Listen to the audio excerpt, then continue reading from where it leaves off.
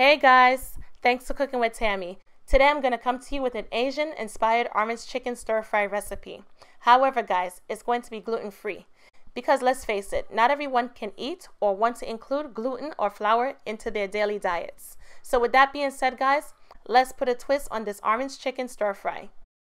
We're going to need 8 asparagus stalks, as well as about 12 mushrooms, 2 cups of broccoli, a half to 1 cup of red, green, and yellow bell peppers, 1 cup of orange juice, 1 tablespoon of brown sugar, 1 tablespoon of grated ginger, a half a teaspoon of minced garlic, 1 tablespoon of rice wine, 2 teaspoons of sesame oil, 1 teaspoon of soy sauce, 1 teaspoon of red chili flakes, 1 tablespoon of green onions, also known as scallions or spring onions, half a teaspoon of salt, as well as half a teaspoon of ground black pepper, 1 tablespoon of olive oil, 1 cup of rice, and a pound of 2 teaspoons of orange zest. Moving on to preparation, guys.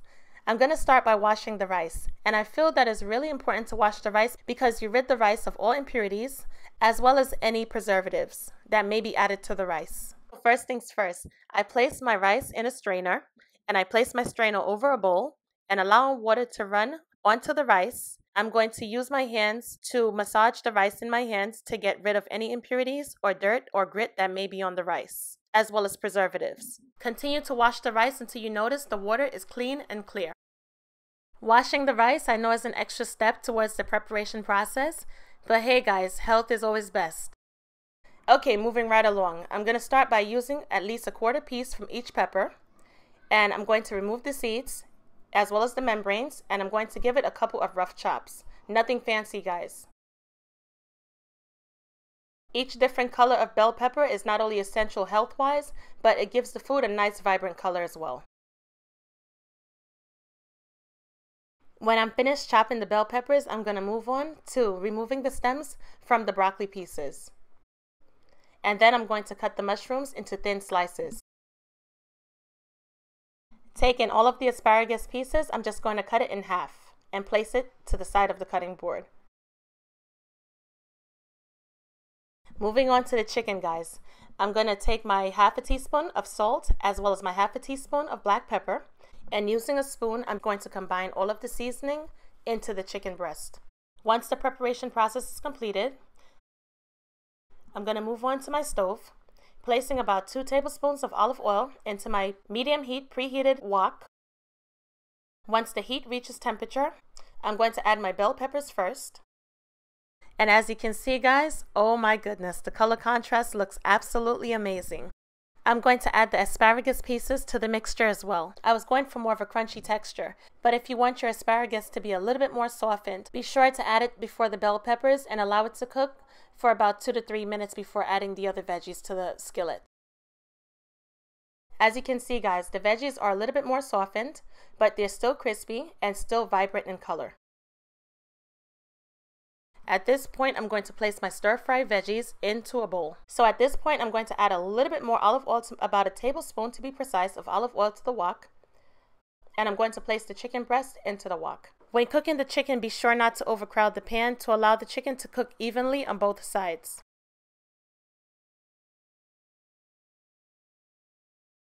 So as you can see, it's been about a total of 3 to 4 minutes that the chicken has been in the wok. And as you can see, it has a nice color to it. I'm going to allow it to stay in the wok and stir fry for about another minute before removing it from the wok. In the meanwhile, guys, let's check on the rice. As you can see, the rice is doing perfectly well. So back to the chicken. It's been about 4 to 5 minutes that the chicken has been stir frying in the wok. And as you can see, the chicken has a nice brown color, which is great, considering that there was no flour or gluten products added to the chicken. I'm going to remove the chicken from the wok and place it into a bowl and set it aside. It's now time to work on the sauce. So we're going to make sure that the wok is cleaned entirely. And you can just take a paper towel, just like I did, and wipe the wok out. And you're going to add about a teaspoon of olive oil to the wok before adding your grated ginger to the wok. After adding my grated ginger to the wok, I'm going to give it a quick stir. I'm also adding my red chili flakes to the wok, and I'm going to continue to stir and combine all of the ingredients.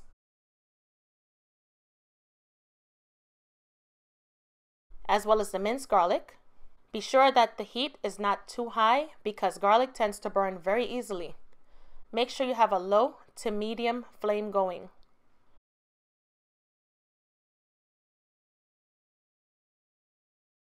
Once that's all combined, I'm going to add my sesame oil, as well as the soy sauce,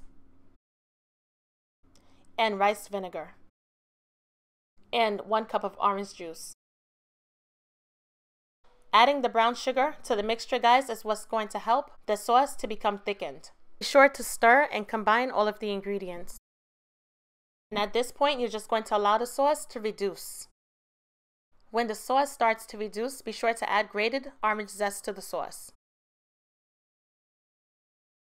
As you can see, guys, the sauce is beginning to thicken up, which is great.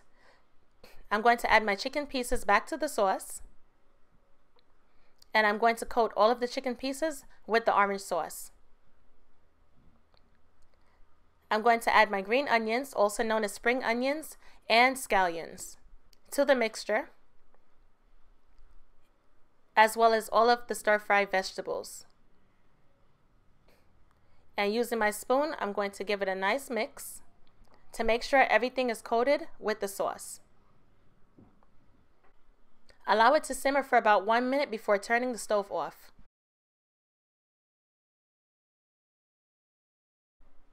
And there you have it, guys. Gorgeousness in a wok. Be sure to serve this Asian-inspired orange chicken stir-fry with white rice, brown rice, or quinoa, or even enjoy it by itself. I can't wait to dig in.